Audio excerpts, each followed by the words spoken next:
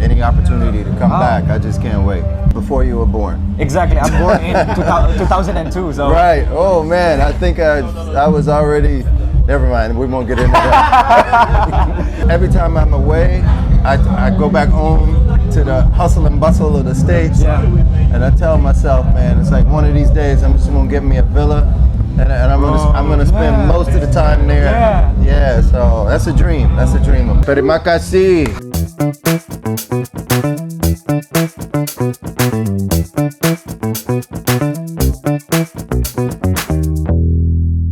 Halo guys, balik lagi di Eventori sama gue Nara.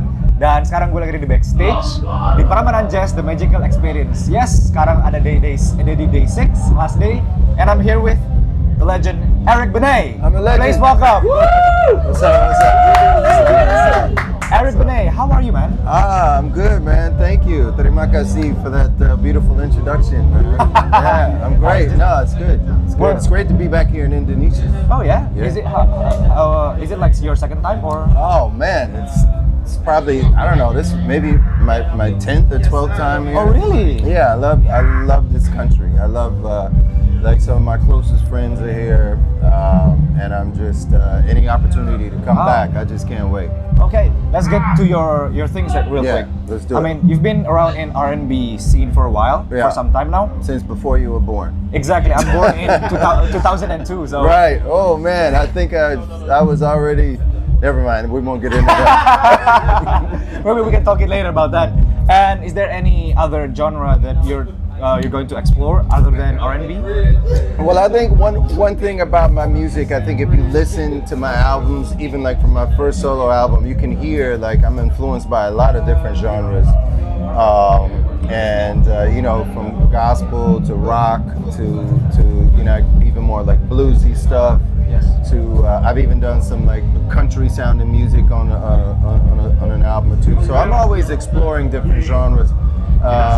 You know, I grew up listening to, you know, jazz fusion, the Beatles, you know, of course R&B and soul, a lot of rock, a lot of like, I grew up listening to like a lot of like, I guess they would call it like pop rock back in the day, like Toto, you know what I'm saying, like oh my God, the Carpenters and things like that. So the it's all, legend ones. it's all mixed into my thing.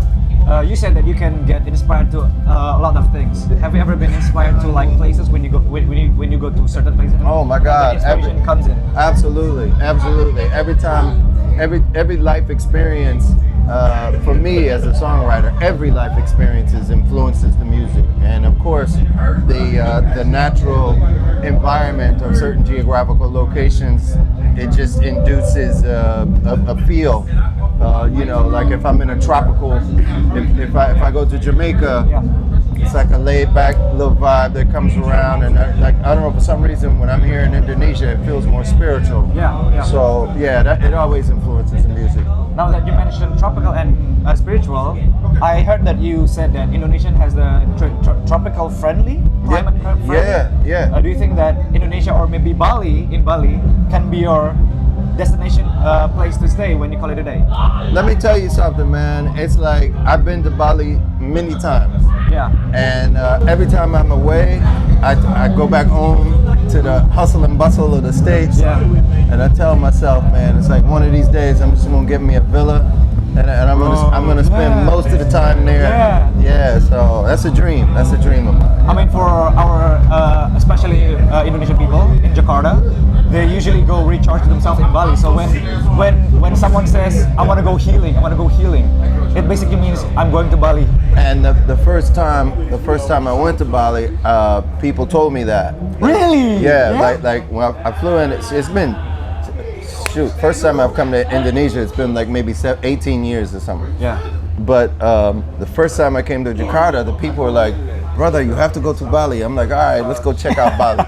And then when I got to Bali, I totally understood it. It was just like, healing is a good way to put it. Yeah. Jadi bisa dilihat guys, kata-kata healing itu udah nyampe Eric Benet ya.